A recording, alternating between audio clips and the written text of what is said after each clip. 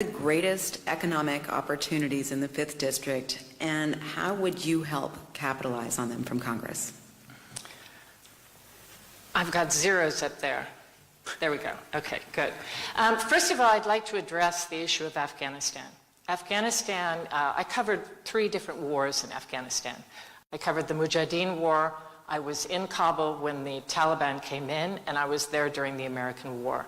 I will say, talking about the planned bombing raids right at the beginning of the war, Denver was not in Afghanistan. He was in Diego Garcia, which is 3,000 miles away from Afghanistan. And I think the person who believed he was planning those raids was General David Deptula, who was not in Diego Garcia.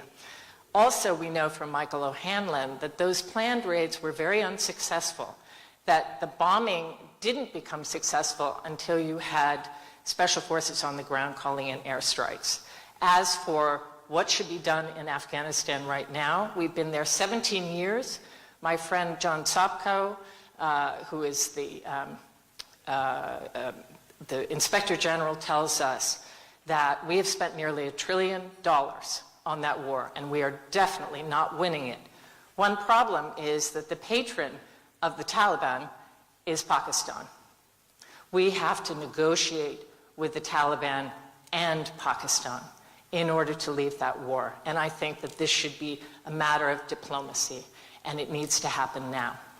Okay, Mr. Riggleman, you get a rebuttal since you referenced you in that yeah, question.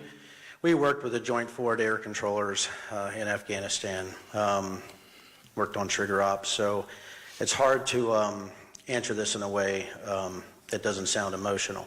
But working with the JFACs, working with Stopping Fratricide and Friendly Fire, I'm not going to defend my military service because of what I've done, which has been pretty neat.